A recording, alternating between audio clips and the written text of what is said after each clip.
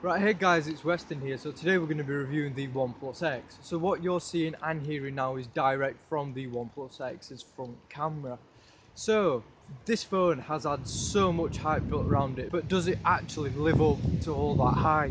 So stay tuned to find out. So kicking off with the design, you can see we've got your sensor, your earpiece and your front facing camera, and you also get a little glimpse of those beveled edges and that little chamfer around the frame as well. So then looking in the middle of the phone, you've got your 5-inch display. So this is protected by Gorilla Glass 3 and it does have a very gorgeous bevel around the edges. So the bevel is very subtle, but you can just see that it is very nice and just adds a touch of class and sort of premium feel to the phone. Then right down at the bottom we've got some off-screen capacitive keys. So these don't illuminate or anything, which is a little bit of a shame, but they're very easy to use anyway. Then coming around to the back we've got your camera, your single flash, the OnePlus logo and the gorgeous onyx black finish. So this is a very high mirrored finish because it is glass. Now you can see that this is a real dirt and dust magnet, so keeping it clean can be a bit of an issue. It's also really reflective as well, as you can see here, so just bear all that in mind. So looking at the bottom of the phone, we've got your speaker, your USB and your microphone. You can also see some antenna bands as well. And then you get that little glimpse of the chamfer and the metal band that surrounds the phone. So looking up top, you've got your 3.5mm jack and your secondary noise cancelling microphone, and again your antenna band.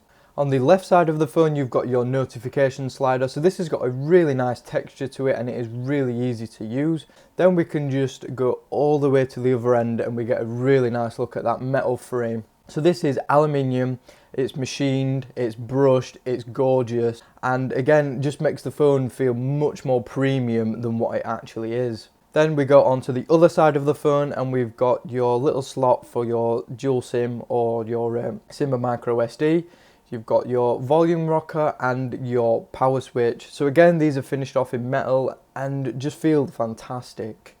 So in the hand, the phone measures in at 140mm by 69mm by 6.9mm thick, weighing in at 138 grams. So it's actually very light, even though it's got a nice solid feel to the phone.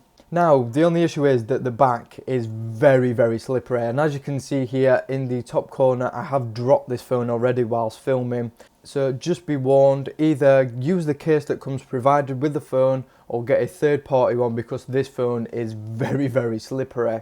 But in the hand though, the phone feels fantastic. It is built so solid and it just feels like a phone that cost 3 times the price. So now we get on to the display. So this is a 5-inch AMOLED display with a resolution of 1920 by 1080.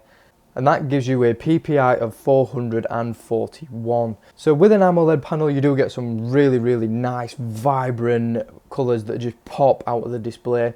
The only issue is that I have found is that they're not the most colour accurate I've ever seen. Compared to an IPS panel that's really natural and really colour accurate, the AMOLED just seems to be more pleasing to the eye and much more vibrant. So if you like colours that really pop out of the screen, and you like that really nice saturated look, then this panel is fantastic.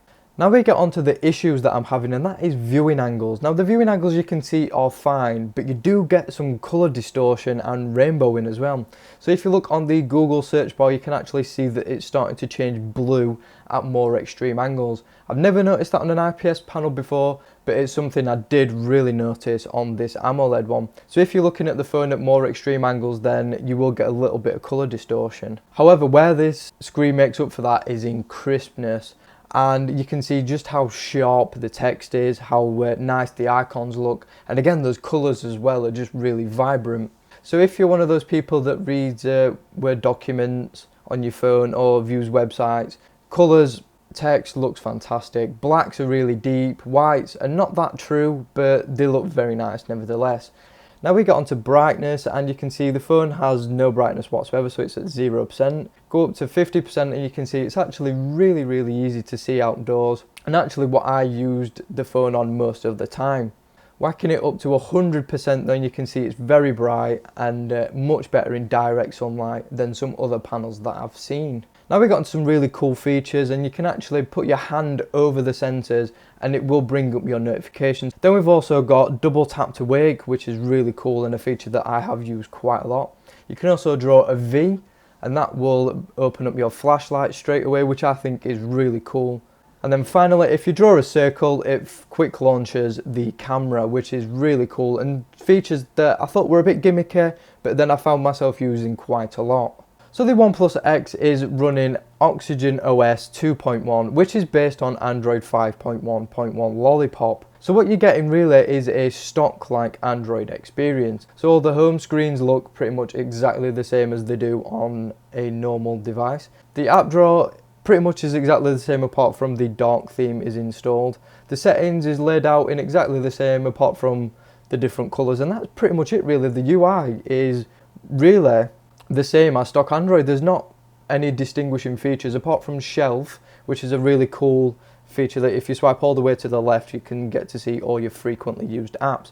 But other than that, there's not really much difference apart from the customization. So you can see we've got dark mode enabled now, but you can actually change it to light mode if you want to, and that just changes everything to white instead of black. Then you can have some accent colours as well, so you can change that. So if you don't like the one that comes pre-installed, you can change it to a colour of your preference, which is pretty cool.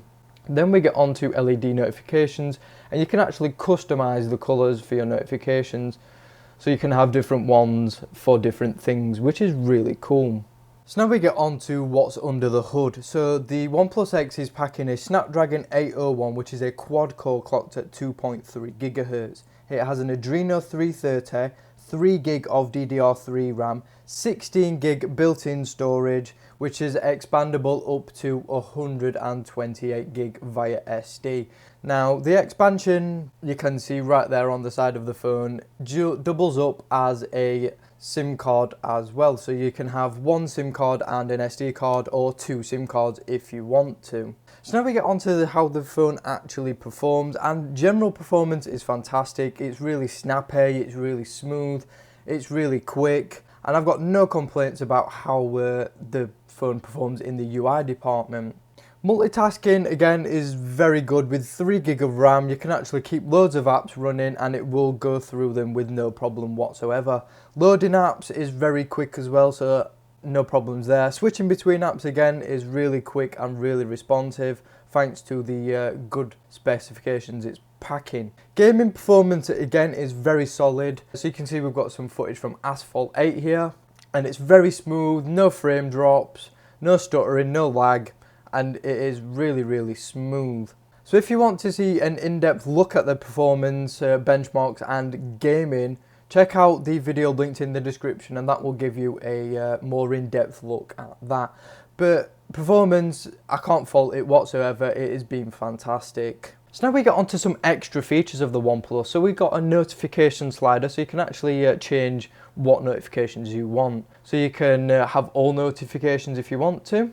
You can have just priority ones, and then you can turn all notifications off whatsoever. So if you're in a meeting or something and you don't want to be getting constant updates, you can turn that off. I think it's a really cool feature and it's very nicely implemented as well, and all that you do is just flip the switch to whichever one you want and you're ready to go. So now we get on to signal, and I'm actually pretty impressed. So I'm on EE3G, and you can see where I live outside of a small city, you can see my signal is really good. I've not had any problems with it whatsoever. I've not had no drops, no drop calls or anything, no signal cutouts, and it's just been consistently good. So if you live in a more major city, then I'd say you shouldn't really have concerns whatsoever. If you live in a more rural area, then I can't really say, to be honest. So now we get onto call quality, and it's actually fairly average. I mean, the speaker quality is alright, the mics, again, alright, nothing spectacular. It is perfectly adequate though for phone conversations and what you obviously use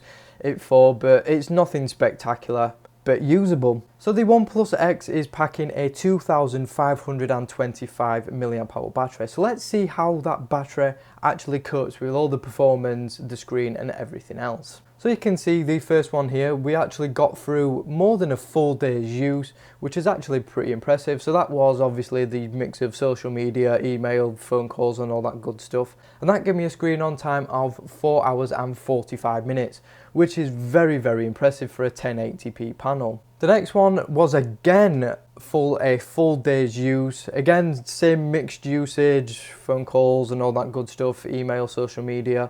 And again, that gave me a screen on time of 4.5 hours. So I am very, very impressed with the battery. So that was at around 40% screen brightness with dark mode activated. So if you use light mode or have the screen brighter, then your mileage will vary. So now we get onto the cameras, and the rear is a 13 megapixel f2.2 aperture, and this can shoot 1080p video as well as 720p slow motion at 120 fps. The front-facing camera is an 8 megapixel with an f2.4, and that can shoot 1080p video as well.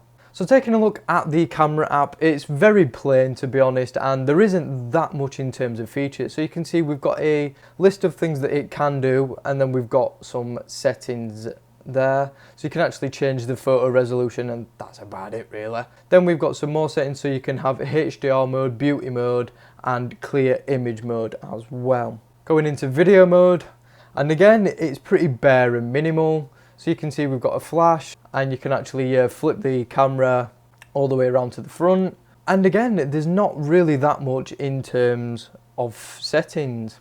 So looking at some photos, you can see they're very nice. Focus is really fast, colours are very nice and very vibrant. Cropping in, you can see it does retain quite a lot of detail. Colour accuracy is really good. Dynamic range is pretty good as well. You can see the images look great. Now, if you want a better look at the camera, I did a separate video which I will link down in the description, and that will give you a full in-depth look at what this camera is capable of. So now we get on to audio quality. So you do get one side-firing speaker, but it's actually pretty decent quality. So it's fairly loud, it's got a nice amount of depth to it, it doesn't distort too badly at high volumes, and the quality is just generally good. So if you listen to music, YouTube, it's perfectly adequate. It's not as good obviously as front-firing speakers, but it's one of the better side-firing ones I have heard. So here is a quick demo.